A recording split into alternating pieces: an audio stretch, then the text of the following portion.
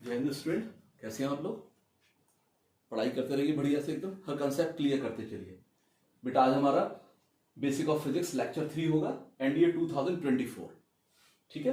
तो बेटा यहाँ पे जो लास्ट लेक्चर था हमारा, जो लेक्चर 2 था, उसमें मैंने यानी एक सिंपल इक्वेशन के बारे में आपको बताया कि भाई जब हम फिजिक्स में यूनिट लिखते हैं, कैलकुलेशन करते हैं, तो किस तरीके से हम एक टर्म इधर से उधर ट्रांसफर करते हैं, कैसे किसी वेरिएबल के लिए या किसी पैरामीटर के लिए फॉर्मूला बनाते हैं। उसके साथ फिर मैंने एक ट्रिग्नोमेट्रिकल फंक्शन की बात की। 6 ट्रिग्नोमेट्रिकल फंक्शन आपको इंडिकेट किए, वहां साइन लिया, कॉस लिया, टेन लिया। ठीक है, इनका उल्टा कर दिया। साइन का कोसेक हो गया, ठीक है, सेक कॉस का सेक हो गया, और टेन का उल्टा कर देंगे तो कॉट हो जाएगा। तो इन सब की हमने बात की। एक फॉर्मूला मैंने बेसिक बताया याद करने के लिए, पंडित बद्री प्रसाद हर हर बोले। ठीक है, अब उससे बात आगे बढ़ाते हैं। जैसे हम एंगल की बात करते हैं, तो उसके बाद में फिर ट्रिग्नोमेट्रिकल कुछ ट्रिग्नोमेट्रिकल फंक्शन रेशियो के एंगल के साथ वैल्यू लिखूंगा। जैसे बहुत यूज होती है फिजिक्स में, साइन 30 की वैल्यू, साइन 60 की वैल्यू, कॉस 60 की वैल्यू, कॉस 30 की वैल्यू, कॉस 180 डिग्री की वैल्यू, एटसेट्रा एटसेट्रा। तो यही सब बात करने वाले हैं इस लेक्चर के अंदर। तो सबसे पहले बेटा बेसिक चीज ध्यान रखिए, एंगल इज इक्वल टू, जो एंगल इज इक्वल टू होता है, एंगल बराबर arc over radius. Angle is equal to arc over radius मतलब जैसे बेटा ये आर्क कहलाता है। ये जो कर्व पाथ होता है इसको हम क्या बोलते हैं, आर्क बोलते हैं। ये आर्क हो गया यहां से यहां तक, इसकी लेंथ ले ली, यहां रख दी मैंने। ये इसकी रेडियस होती है, तो दोनों रेडियस है यहां पर। ये जो O पर सेंटर पर एंगल इंड्यूस करता है, आर्क जो एंगल बनाता है, ये एंगल हो गया थीटा। तो angle is equal to, basic formula होता है, बहुत बेसिक फॉर्मूला है, angle is equal to arc over radius, theta is equal to arc. Arc अगर मैं मान लूं कि भाई एस के बराबर है, आर्क क्या मान लूं मैं, आर्क लेंथ या आर्क की लंबाई एस है, और रेडियस मैंने आर मान लिया, तो एस अपॉन आर, ये हो गया। ठीक है बेटा, एक इसके अंदर बार बार यूज करते हैं, जो एंगल जो होता है डिग्री में और रेडियन दोनों में एक्सप्रेस होता है। डिग्री में तो आपने देखा होगा कई बार, जैसे कैसे देखा होगा आपने कई बार, ये एंगल मैंने भी बोला कि भाई ये एंगल जो है पिछले लेक्चर के अंदर, right angle triangle. Right angle का मतलब होता है 90 डिग्री। एंगल को किसमें लिखते हैं, डिग्री के अंदर एक्सप्रेस करते हैं या रेडियन में, तो 90 डिग्री ऐसे लिखते हैं। क्या पढ़ेंगे इसको, 90 डिग्री, 90 डिग्री पढ़ेंगे। ठीक है, तो ऐसे ही यहां पे तमाम एंगल आप बनाते रहे कि भाई 45 डिग्री, 60 डिग्री। इसे रेडियन में एक्सप्रेस करते हैं, तो रेडियन में हम कैसे एक्सप्रेस करते हैं उसके लिए ध्यान रख लीजिए। जैसे बच्चों मेरे पास एक सर्कल है, ये सर्कल है, ये इसका सेंटर है और रेडियस आर है। ठीक है, अब ये पूरा एंगल देखिए भाई, यहां से पूरी जो ये वाला जो पाथ होता है ना, ये पूरा ये बाउंड्री जो है इसकी, इट इज कॉल्ड सरकमफ्रेंस। जो मैं डॉटेड कर रहा हूं सर्कल की क्या कहलाती है, सरकमफ्रेंस। ये सरकमफ्रेंस हो गई। जो सरकमफ्रेंस सेंटर पर एंगल इंड्यूस कर रही है, ये पूरा एंगल बच्चों जानते हैं 360 डिग्री के बराबर होता है। ये 360 डिग्री के बराबर है पूरा एंगल। ठीक है, तो बेटा यहां से यानी जो पूरा सरकमफ्रेंस है, सरकमफ्रेंस सेंटर पे कितना एंगल इंड्यूस कर रहा है, 360 डिग्री या 2 पाई रेडियन, या 2 पाई रेडियन है। ठीक है, 2 पाई रेडियन कैसे है उसको समझिए कि भाई सरकमफ्रेंस क्या होता है,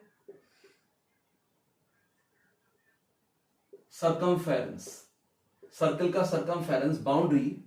ठीक है, इसकी लंबाई कितनी है, 2 पाई आर। अब मैं एंगल मार्क करूं कि भाई पूरी सरकमफ्रेंस सेंटर ऊपर कितना एंगल इंड्यूस कर रही है, तो एंगल इज इक्वल टू क्या होता है, angle is equal to arc upon radius. बेटा यहां पे आर्क हो गया, यानी पूरा पूरा आर्क माना जाएगा, पूरी लंबाई क्या हो गई, सरकमफ्रेंस के बराबर 2 पाई आर, क्योंकि पूरा सरकमफ्रेंस सेंटर पे एंगल जो इंड्यूस कर रहा है वही तो हमें फाइंड आउट करना है। बेटा रेडियस आर है, आर से आर चला गया, तो ये 2 पाई रेडियन लिखा जाता है, और ये एंगल कितना हो गया, 360 डिग्री। तो हमेशा ध्यान रखिए 360 डिग्री 2 पाई रेडियन के बराबर। ठीक है, अगर मैं आधा सर्कल कर दूं, ये आधा सर्कल कर दिया बेटा, अब सेंटर O पर अब हाफ सरकमफ्रेंस, यानी ये हाफ सरकमफ्रेंस, ये हाफ सरकमफ्रेंस, ये एंगल इंड्यूस करेगी और ये एंगल कितना होगा 180 डिग्री। 2 का दोनों साइड से डिवाइड कर दूं मैं तो 180 degree is equal to pi radian. ये हो गया। अगर बेटा मैं 1 रेडियन लिख दूं, 1 radian, pi radian is equal to 180 degree, pi radian is equal to 180 degree. तो 1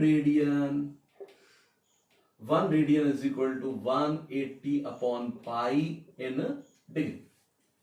तो हमेशा ध्यान रखिए इसकी जो वैल्यू होती है 57.29629 मान लीजिए, या 3 भी लिख देते हैं, इतने डिग्री, यानी 57.3 डिग्री। तो 1 रेडियन इसके बराबर होता है। चाहे तो उल्टा भी लिख सकते हैं, उल्टा ऐसे लिख सकते हैं कि भाई 1 डिग्री, यहां यही देखें कि भाई 1 degree is equal to pi upon 180 radian. 180 radian किसके बराबर है? पाई रेडियन के बराबर। तो 180 पाई रेडियन के बराबर है, तो 1 degree is equal to pi upon 180, और पाई की वैल्यू आपको मालूम ही है, pi is equal to 22 upon 7, या 3.14 लिख सकते हैं। तो यहां अगर मैं ये वैल्यू यूज करूंगा तो 1 डिग्री जो है रेडियन में कितना आ जाएगा? 1 डिग्री, यहां लिख देता हूं मैं, 1 degree is equal to 0.0175 radian. तो ध्यान रखेंगे 1 radian is equal to 1 radian is equal to 57.3 degree, and 1 degree is equal to 0.0175 radian. इसका ध्यान रखना है, ठीक है। कई बार देखो हमें एंगल ऐसे दे रखे होंगे कि भाई मेरे को एंगल दे रखा है जैसे 2 पाई अपॉन 3 रेडियन। एंगल क्या दे रखा है? 2 पाई अपॉन 3 रेडियन, ये दे रखा है, ठीक है। मुझे कह रहा है कि डिग्री में ये एंगल पता करो, भाई ये डिग्री में मुझे एंगल पता करना है, ठीक है। तो अब मैं यहां 1 रेडियन क्या लिख सकता हूं एक तरीके से, यानी रेडियन की जगह बेटा मैं रेडियन की जगह, अब रेडियन यहां से लिखूं मैं भाई 180 is equal to 180 degree is equal to pi radian. तो 1 रेडियन उधर भी लिखा है मैंने ऊपर, 1 radian is equal to 180 upon 1 radian is equal to 180 upon pi. ये हो गया हमारे पास, ठीक है। बस बेटा यहां पे क्या करिए, 2 अपॉन 3, अब पाई इज इक्वल टू क्या रख दीजिए, ये पाई लिखा रहने दीजिए, और रेडियन इज इक्वल टू क्या लिख दीजिए 180 अपॉन पाई। पाई से पाई ये चला गया, अब 3 से इसको कट करिए, 3 6 एंड इट इज 120 डिग्री, तो 120 डिग्री आ गया। अब मैं कहूं कि भाई पाई बाई 2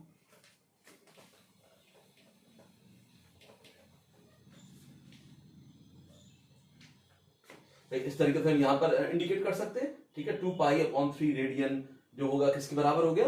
120 डिग्री के बराबर हो गया, ठीक है। अब मैंने कहा कि भाई पाई बाई 4, ये पाई बाई 4 है, इतने रेडियन है, डिग्री में लिखना है इसे, तो डिग्री में कैसे लिखे कि भाई पाई बाई 4, ये कितना है? रेडियन में है, रेडियन, या इसको ऐसे कर लीजिए, पूरा रेडियन में लिख लीजिए, रेडियन। इसे किस में कन्वर्ट करना है? डिग्री में 1 radian is equal to 180 upon pi, pi by 4 180 upon pi, ये इससे चला गया, ठीक है। 4 से डिवाइड करिए, ये कितना आ गया? 45 डिग्री। तो पाई बाई 4 45 डिग्री के बराबर आ जाएगा। अगर उल्टा लिखते हैं, मैंने कहा भाई 60 डिग्री को रेडियन में लिखो, 60 डिग्री को किस पे लिखो? रेडियन में लिखो। तो आसानी से लिख सकते हैं 60 डिग्री को रेडियन में, भाई 60 डिग्री को रेडियन में लिखना है, 1 degree is equal to pi upon 180, तो 1 डिग्री इज इक्वल टू किसके बराबर? Pi upon 180 radian. तो इसको यूज करिए, ठीक है। इसे मैं यहां हटा देता हूं।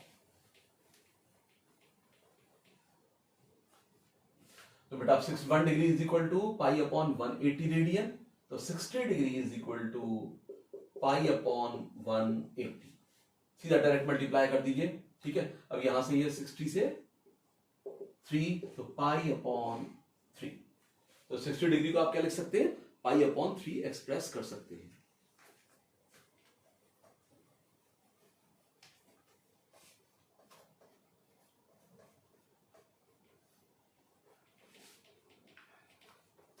मैंने कहा 150 डिग्री को लिखिए, 150 डिग्री को रेडियन में लिखिए, राइट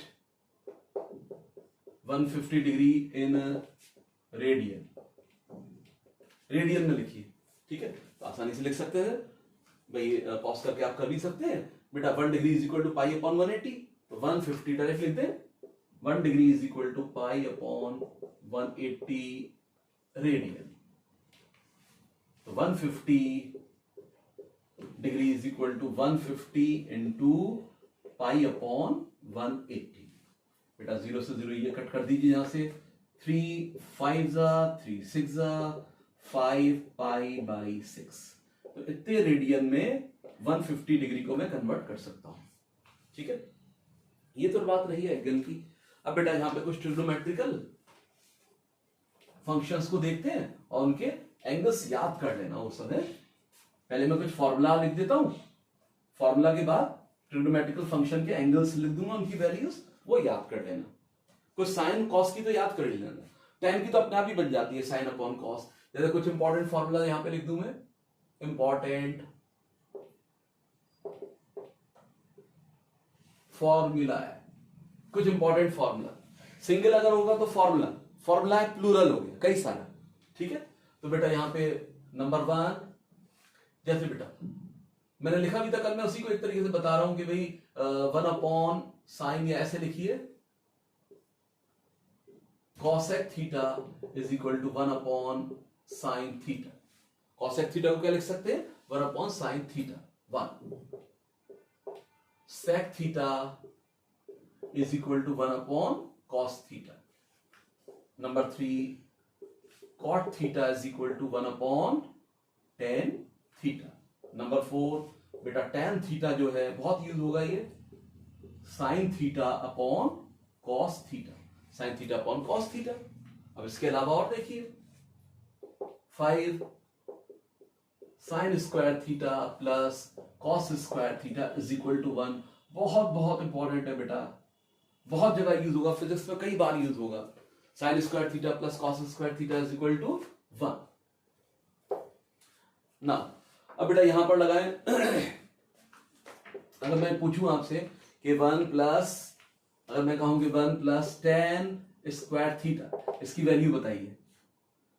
आसानी से वैल्यू बता सकते हैं, देखो कैसे बता सकते हैं। tan थीटा किसके बराबर है, tan theta sin theta upon cos theta. तो मैं लिख सकता हूं, क्योंकि स्क्वायर है ना, sin theta upon cos theta का होल स्क्वायर, ये लिख दिया। अब देखो ये हो गया sin स्क्वायर थीटा, ये क्या हो गया cos स्क्वायर थीटा। ये 1 एलसीएम ले लिया, एलसीएम cos स्क्वायर थीटा आ गया बेटा। ये 1 इधर आ गया cos स्क्वायर थीटा, प्लस इधर क्या आ गया sin square theta. sin square theta plus cos square theta किसके बराबर हो गया 1। ये ऊपर तो हो गया 1, नीचे हो गया cos स्क्वायर थीटा। तो बेटा cos 1 cos थीटा किसके बराबर, 1 cos थीटा किसके बराबर, sec थीटा के बराबर। तो sec स्क्वायर थीटा। तो 1 प्लस, बड़ा इंपॉर्टेंट फॉर्मूला होता है, 1 plus tan square theta is equal to sec square theta, ठीक है। ऐसे ही मैं लिख सकता हूं 7th,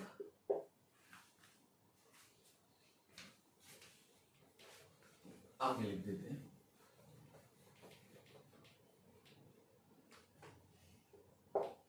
ऐसे बेटा लिख सकते हैं यहां पे 1 plus cot square theta is equal to cosec square theta, cosec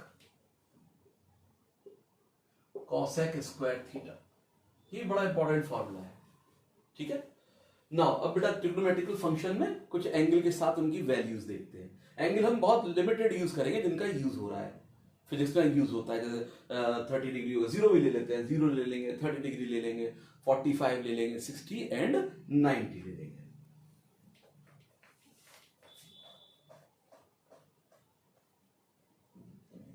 बहुत छोटी छोटी बातें, जो बच्चे मैथ्स वाले हैं आगे बढ़ा के देख सकते हैं, वीडियो आगे निकल सकते हैं, बढ़ाते रहिए उसको, ठीक है। और जो नॉन मैथ्स वाले हैं, या जो आर्ट साइड या कॉमर्स वाले हैं, वो देख सकते हैं इसको, ठीक है, या बायोलॉजी स्टूडेंट है, बायो साइंस, वो भी देख सकते हैं।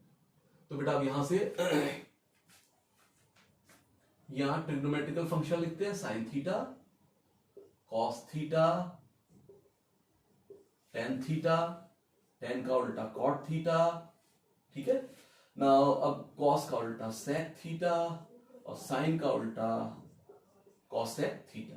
थोड़ा बड़ा बना लूं इसको मैं, साइन थीटा, कॉस थीटा और ये टेन थीटा, ठीक है। 6 ट्रिग्नोमेट्रिकल रेशियो मैंने यहां लिख दी। सबसे पहले बेटा 0 डिग्री, 30 डिग्री, 45 डिग्री, 60 डिग्री और 90 डिग्री, ठीक है। ये वाली लाइन याद रख लीजिए बस, साइन वाली। बाकी ये सब लिखना, देखो तरीका देख लो, एकदम सब आ जाएगा बिल्कुल, है ना। तो बेटा यहाँ पे बस ये वाली लाइन याद रखनी है। पहले ये ऐसे रख दो, यहाँ पे 0, 30, 45, 60, 90। अब बेटा यहां 0 लिखो, 1/2, 1/√2 और √3/2 और 1। बस ये वाली लाइन याद रख लो। यानी साइन 0 डिग्री 0 होता है, साइन 30 डिग्री 1/2 होता है, sine 45 degree 1/√2, sine 60 degree √3/2, sine 90 degree 1 होता है। इतनी बात याद रखी, ठीक है। अब बेटा यहां पे कॉस जब लिखने की बारी आएगी तो यहां से लिखना चालू कर दो। 1 इधर चिपका दो, √3/2 यहां लगा दो। अब 1/√5 तो बीच में ही रह गया, अब 1/2 को इधर ले आओ और 0 को यहां ले आओ। बस साइन का याद करना है, कॉस का उल्टा लिखना चालू कर दो, यहां से लिखना चालू कर दो साइन की वैल्यूज को यहां से। अब बेटा sine upon cos tan theta होता है, तो अब टेन 0/1 तो ये 0 हो गया। अब देखो 1/2 और √3/2, 2 से 2 चला गया, 1/√3, तो tan 30 की वैल्यू 1/√3। अब 1/√2 1/√2 डिवाइड करेंगे, 1 आ जाएगा, tan 45 1 हो गया। अब √3/2 1/2, 2 से 2 कैंसिल आउट हो गया, √3 हो गया, तो tan 60 √3 हो गया। अब tan 90 देखो 1/0 बेटा हमेशा 1/0 इंडेफिनिट इंफिनिटी होता है। क्या लिखा जाएगा इसको? इनफाइनाइट लिखा जाएगा। कॉट में फिर से उल्टा लिखना चालू कर दो, कॉट में क्या करो, उल्टा लिखना चालू कर दो। इंफिनिटी यहां आ गया, √3 यहां पर आ गया, 1 तो बीच में ही रह गया, 1/√3 आ गया, ठीक है, और 0 यहां चला गया, ये आ गया। ऐसे लिख देते हैं, ठीक है। अब सेक जो होता है कॉस का उल्टा होता है। सेक क्या है? कॉस का उल्टा। अब कॉस 1 है, 0 डिग्री में कॉस क्या है? 0 डिग्री में कॉस 1 है, इसका उल्टा करोगे 1 का तो 1 ही आएगा। कॉस 30 डिग्री √3/2 उल्टा करोगे 2/√3 ये हो गया, ठीक है। अब बेटा यहां पे कॉस 45 1/√2, 1/√2 रेसिप्रोकल करोगे तो √2 आ जाएगा, ये √2 आ गया, ठीक है। अब सर यानी अब कॉस 60 डिग्री 1/2 रेसिप्रोकल करोगे 2 आ गया। अब बेटा 0 इसका रेसिप्रोकल करोगे तो क्या आ जाएगा? इन्फिनिटी, ये आ गया मेरे पास। तो सेक थीटा का बेटा मैं इस तरीके से लिख सकता हूं, यानी सेक थीटा कैसा करना है? कॉस का उल्टा करते चलो, देखो 1 का उल्टा 1, √3/2 का 2/√3, 1/√2 √2 हो गया, ठीक है, 1/2 2 हो गया, 0 1/0 मींस इन्फिनिटी, इन्फिनिटी सही से बना देते हैं, ठीक है। अब बेटा यहां पे अब ये इसका उल्टा लिख दो, यहां पे ये इसको लिख दो cosec थीटा, यानी इन्फिनिटी ये हो गया, 2 ये आ गया, ये तो बीच में रह गया, ये वाला इधर आ गया 2√3 और ये आ गया 1। मैं वीडियो चेक कर लूं एक बार, हाँ ठीक है, सही से दिख रहे हैं, ठीक। ये थोड़ा ऐसे कर रहे हैं, थोड़ा ऊपर चला गया ये, अब ठीक है।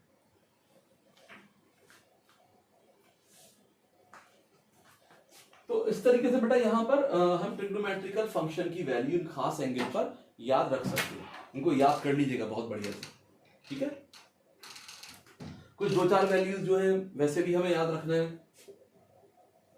अभी हाल फिलहाल तो मैं बता दे रहा हूं, बाकी उसे फिर निकालना भी सिखा देंगे। cos 120 डिग्री, cos 180 डिग्री, ठीक है, cos 270 डिग्री, इसकी जरूरत नहीं पड़ती cos 270 की, 120 और cos 180 की बहुत जरूरत पड़ेगी आगे लेक्चरों में, खास तौर से जब वेक्टर पढ़ेंगे तो मैं पूरी उसको लिखने का तरीका बता दूंगा। ठीक है, अभी जरूरत नहीं है, अभी हाल फिलहाल छोटी छोटी चीजें देखिए, अपने बेसिक समझिए। अब इसी बड़ी चीजें रख लेंगे तो फिर दिक्कत होगी, फिर अच्छा नहीं लगेगा पढ़ना, एकदम मजा नहीं आएगा। तो अभी एकदम इंटरेस्ट क्रिएट करने के लिए आपको बेसिक्स बता रहे हैं, नाम ही हमने रखा है बेसिक्स ऑफ फिजिक्स। तो अभी हम बड़ी बड़ी बातें नहीं करेंगे, तो बस इतना ये याद रख लेना, -1/2 और इट इज माइनस, ये इतना होता है। ठीक है ना,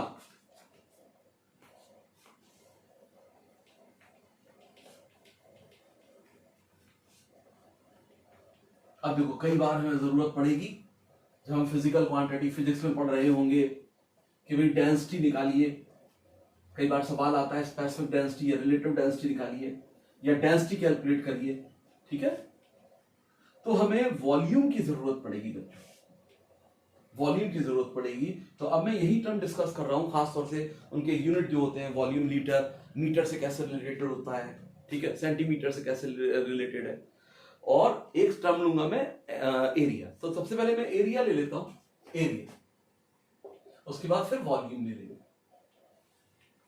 अब देखो जैसे एरिया ऑफ रेक्टेंगल, ये रेक्टेंगल है मेरे पास, ये फिगर क्या कहलाता है, रेक्टेंगल, इसको क्या बोलते हैं, रेक्टेंगल। और बच्चों जब साइड, चारों साइड बराबर हो जाती है, ये बराबर के लिए ऐसा निशान लगाते हैं, ये सभी बराबर है तो एक सा निशान लगाते हैं। यहां देखो अपोजिट साइड बराबर है तो ये अपोजिट साइड बराबर होगी, लेकिन ये एक दूसरे के बराबर है तो ये 2 कर दिया है। ऐसे करने का मतलब हो गया ये वाली साइड इसके बराबर है, बट ये दोनों आपस में बराबर नहीं है, क्योंकि ये 2 बार है, ये 1 बार है। यहां 1 1 है, सभी डैश डैश कटे हुए हैं यहां पे, यानी सभी साइड इक्वल है। ये स्क्वायर कहलाता है, ये स्क्वायर हो गया। एक यहां पर ले लेते हैं सर्कल, ये सर्कल हो गया, इसकी रेडियस ये सेंटर होता है। ठीक है, और ये दूरी अगर मैं आगे बढ़ा दूं तो ये सर्कमफ्रेंस से जहां टच करती है, ये रेडियस आर होता है। आर क्या कहलाए, आर रेडियस को क्या लिखेंगे, आर लिखेंगे। अब जैसे इसका एरिया लिखे, जैसे ये लेंथ इसकी एल दे रखी है हमें, लंबाई एल है, ब्रेथ चौड़ाई बी है। ठीक है, यहां साइड बेटा ए की है, जैसे ए मान लेता हूं, ए सभी साइडें क्या है, ए के बराबर है, सभी साइडें क्या है, ए के बराबर है। ठीक है, अब इसका एरिया लिखता हूं मैं, चाहो तो लिख दो वैसे ये। अब बेटा रेक्टेंगल, इसका एरिया अगर मुझे लिखना है, area of rectangle, area of rectangle, simply length into breadth, length into breadth, लंबाई गुणा चौड़ाई कर देंगे, लेंथ इनटू ब्रेथ कर देंगे तो एरिया ऑफ रेक्टेंगल आ जाएगा। यहां पर करें area of square, area of square, भाई लेंथ इनटू ब्रेथ, ये बेसिक फॉर्मूला लगा दीजिए, लेंथ ब्रेथ बराबर है तो ए इंटू ए, भाई ए इंटू ए स्क्वायर हो गया, यानी साइड का स्क्वायर। क्या हो गया बच्चों, ये साइड का स्क्वायर, ये साइड का स्क्वायर हो गया। Circle, area of circle, area of circle, area of circle, ये होता है pi r square, pi r square. Pi फिर से वही 22/7 या कई बार 3.14। बेटा ध्यान रखिए, जब आपको पाई की वैल्यू क्वेश्चन में 3.14 हो तभी लगाइए, अदरवाइज 22/7 इस्तेमाल करिए। ठीक है, तो बेटा ये एरिया इस तरीके से हम निकालते हैं, ये पूरा एरिया यानी हर पार्ट आ जाता है, हर पॉइंट आ जाता है इसमें, ये एरिया रेक्टेंगल का एरिया एल इंटू बी, ऐसे ये एरिया ये हो गया। ठीक है, और ये एरिया यहां पर हो गया। अब बेटा जैसे मैंने बात की सर्कमफ्रेंस, तो ये पेरीमीटर होता है एक तरीके से, तो अगला पॉइंट लिख देता हूं मैं, perimeter. Perimeter, perimeter length of boundary. ठीक है, या पूरी जो बाउंड्री है उसकी लंबाई क्या है, length of boundary, length of boundary. बेटा यहां मुझे इसका रेक्टेंगल का पेरीमीटर चाहिए, तो क्या करूं भाई, लेंथ और लेंथ तो 2 बार है, एल ये अपोजिट एल और एल, इधर ऐसे बी और अपोजिट बी एंड बी, तो ये हो गया perimeter, perimeter L plus L, B plus B, यानी 2L प्लस 2B बेटा मैं इसको यहां पर ऐसे भी लिख सकता हूं 2l plus B, 2l plus B, ठीक है। तो ये क्या हो गया पेरीमीटर 2l प्लस बी। तो रेक्टेंगल का पेरीमीटर हमारे पास हो जाता है 2l प्लस बी के बराबर। ऐसे ही अब इसका पेरीमीटर लिख देते हैं यहाँ पे, स्क्वायर का पेरीमीटर। पेरीमीटर बेटा इसका क्या हो गया, पेरीमीटर ए प्लस ए प्लस ए प्लस चारों साइड लेंथ ऑफ बाउंड्री। बेटा length of boundary her side कैसी है, बराबर ए प्लस ए, चार साइड है ना, तो ये हो गया 4a, 4 टाइम्स ऑफ साइड। इसका सरकमफ्रेंस ध्यान रखिए, जो पेरीमीटर है ये पेरीमीटर, ये सरकमफ्रेंस कहलाता है। इसको क्या बोलते हैं, सरकमफेरेंस। ये होता है 2 पाई आर सरकमफ्रेंस है। अब बेटा यूनिट की बात करें, जैसे यूनिट का मतलब हो गया कि भाई जो लेंथ है रेक्टेंगल की, लंबाई है, मान लो कोई खेत है उसकी लंबाई चौड़ाई आपने नापी, ठीक है, तो मीटर में नापी गई होगी। या कोई पेपर है, पेज है आपके पास, उसकी लंबाई चौड़ाई नापी आपने, सेंटीमीटर में नापोगे, है ना। तो अगर मैं लंबाई चौड़ाई मीटर में नाप रहा हूं कि ये मीटर में है और चौड़ाई भी मीटर में है, तो एरिया बेटा लेंथ मीटर में है, चौड़ाई मीटर में है, तो metre into metre, metre square हो जाएगा। ये किसमें आ जाएगा, मीटर स्क्वायर में। तो एरिया किसमें आ जाता है, या तो मीटर स्क्वायर में या सेंटीमीटर स्क्वायर में।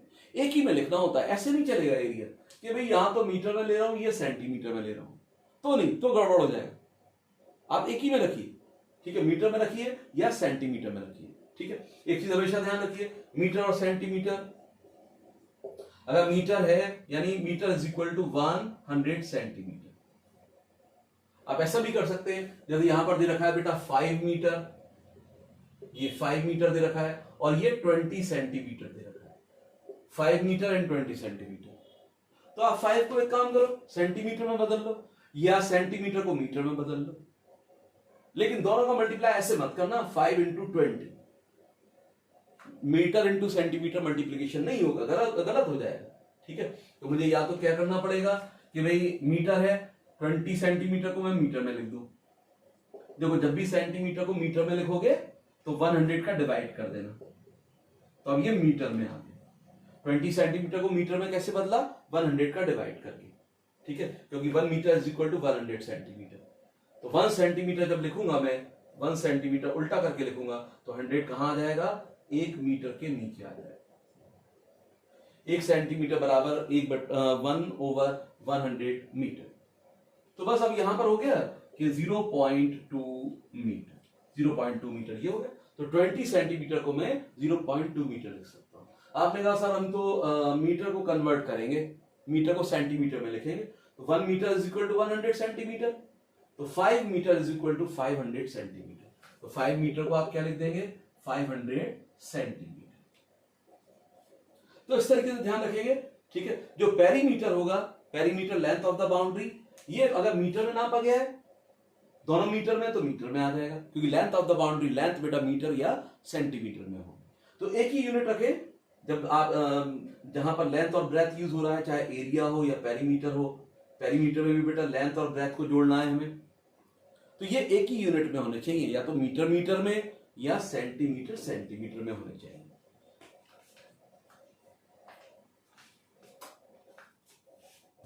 ये थोड़ा हिल जाता है, ये हिल रहा है नीचे से, फिर वो थोड़ा ऊपर उठ रहा है।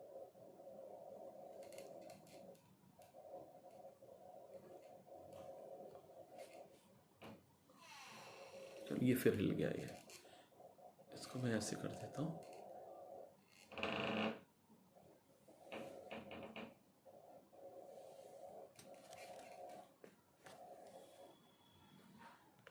वो मैंने शुरू में ध्यान नहीं दिया, वो ऐसा हो रहा है, तो स्लिप हो रहा है वो। चलिए कोई नहीं,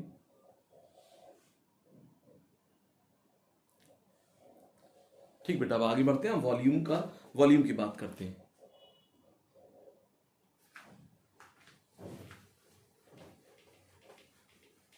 ये छोटे छोटे कंसेप्ट है बेटा, फिजिक्स में खूब यूज होंगे।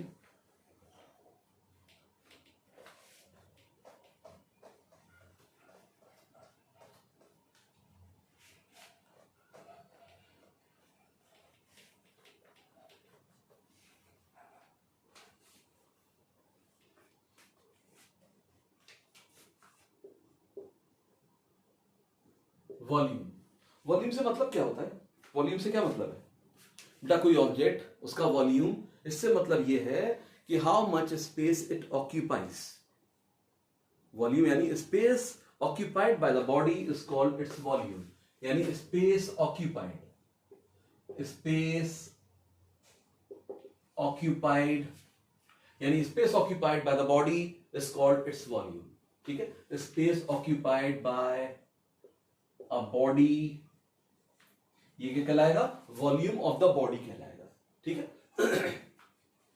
अब देखो, जैसे इस पे ही मैं डिफरेंट शेप ले लेता हूं। जैसे एक मैंने शेप पकड़ ली,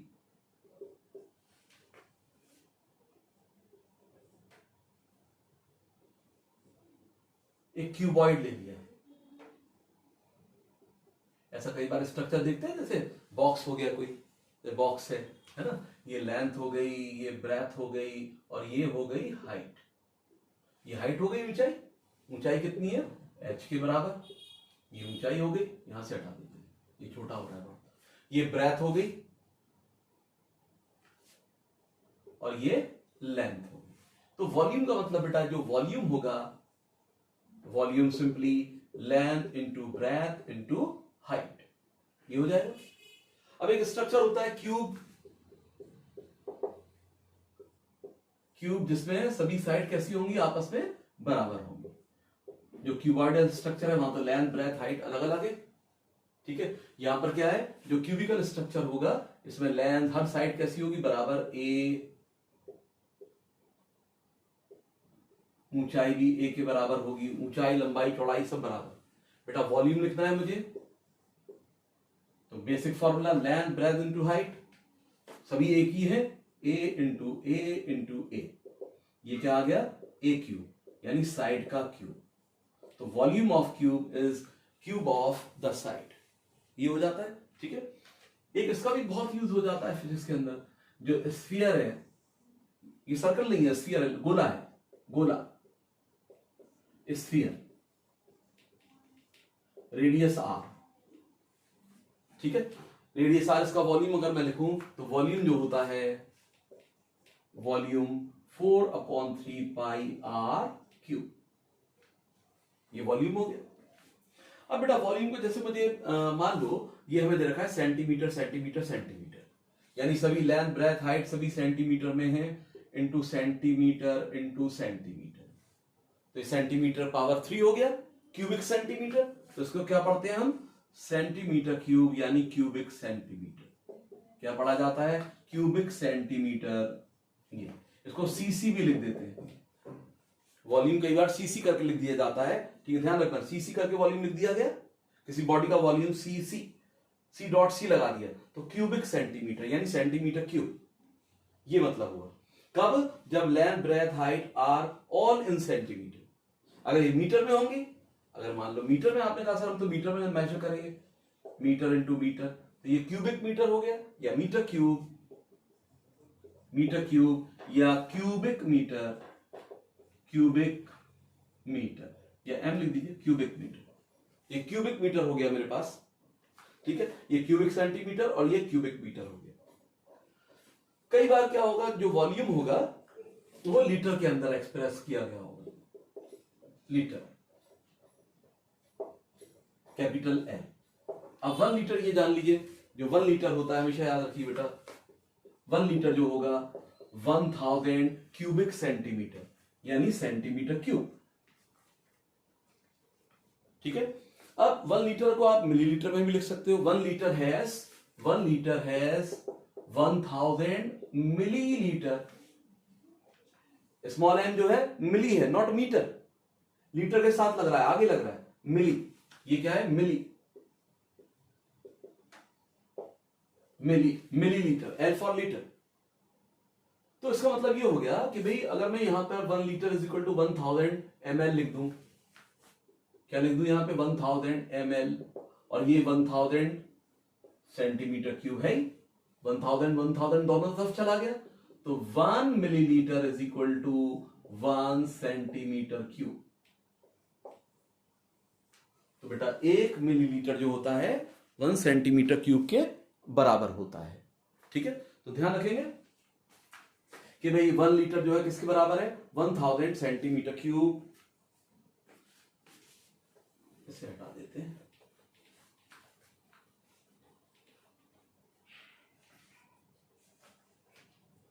अब देखो 1 litre, 1 litre is equal to 10 की पावर 3 सेंटीमीटर क्यूब, ये लिख सकते हैं, या 1000 एक ही बात है, 1000 सेंटीमीटर क्यूब, या लिख सकते हैं 1000 मिलीलीटर, ये हो गया। अब बेटा ऐसे मीटर में एक्सप्रेस करें।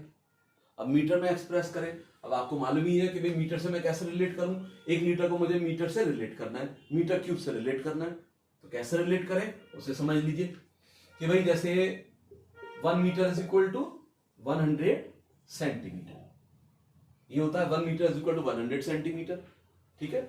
तो 1 centimetre is equal to 1/100 metre. तो बस बेटा यहां पे जो 1 litre is equal to 1000 centimetre cube है, तो सेंटीमीटर क्यूब की जगह क्या रख दो, 1 सेंटीमीटर की जगह 1/100 मीटर रख दो। कैसे, देखो 1/100 मीटर, क्यूब तो लगा ही दिया, क्यूब यहां बाहर कर दो, यहां पे सेंटीमीटर से बाहर कर दिया, कोई फर्क नहीं पड़ रहा। लेकिन 1 सेंटीमीटर को क्या लिख दिया मैंने, 1 centimetre is equal to 1/100 metre cube, ये लगा दिया। अब बेटा 100 का क्यूब करो, तो ये 100 100 100 3 टाइम्स, तो देखो 1000 ऊपर है, नीचे 100 100 100 और यहां मीटर का क्यूब, आ गया रिलेशन। देखो 1 2 3 1 2 3, नीचे 1 2 3 1000 बचा, क्या आ गया बेटा, यानी 1/1000 मीटर क्यूब। तो 1 litre is equal to 1/1000 metre cube, यानी इसको मैं ऊपर ले जाऊं, ये बेटा यहाँ पे कितनी पावर हो गई, इसको कैसे लिखते हैं, पावर ऐसे गिनते हैं। अगर मैं खाली इतना लंबा चौड़ा ना लिख के 10 के पावर में लिखूं, इनको गिन लो जीरो को, 1 2 3, तो 3 यहां चिपका लो, तो 1/10⁻³ मीटर क्यूब। जब बेटा इसको ऊपर 1 है ना, इसको ऊपर ले जाएंगे तो 3 की जगह -3 हो जाएगा, तो 10⁻³ मीटर क्यूब। तो 1 लीटर में 10⁻³ मीटर क्यूब होते हैं। मैंने कहा आप सोच के बताओ, चलो मैं पूछ रहा हूं सवाल कि 1 मीटर क्यूब में कितने लीटर, 1 मीटर क्यूब यानी 1 metre cube is equal to how many litre. उल्टा लिख दो, उल्टा लिख दीजिए कि 1 लीटर में 10⁻³ या 1 लीटर में 1/1000 मीटर क्यूब है, तो 1000 से इधर मल्टीप्लाई कर दो, तो 1 metre is equal to 1000 litre. तो ध्यान रखना बेटा, बड़ा इंपॉर्टेंट रिलेशन है। जब हम डेंसिटी वगैरह कैलकुलेट करते हैं तो वहां बहुत यूज होगा। डेंसिटी हमें इसी तरीके से दे रखी होगी या लीटर में दे रखी होगी और पूछेगा कि भाई मीटर क्यूब के अंदर या सेंटीमीटर क्यूब में बदल के लिखो उसे डेंसिटी को, ठीक है। तो वहां बेटा इन चीजों की हमें जरूरत पड़ती है। तो उम्मीद करता हूं ये सब छोटी छोटी बातें आप अच्छी तरह से समझे होंगे और बढ़िया से तैयार करिए, इन सबको बेस तैयार करिए, ठीक है। तो एक मुश्किल से मैं एक लेक्चर और रखूंगा बेसिक ऑफ फिजिक्स, उसके बाद फिर हम अपने रूटीन सिलेबस को स्टार्ट करेंगे, ठीक है। ठीक है बेटा।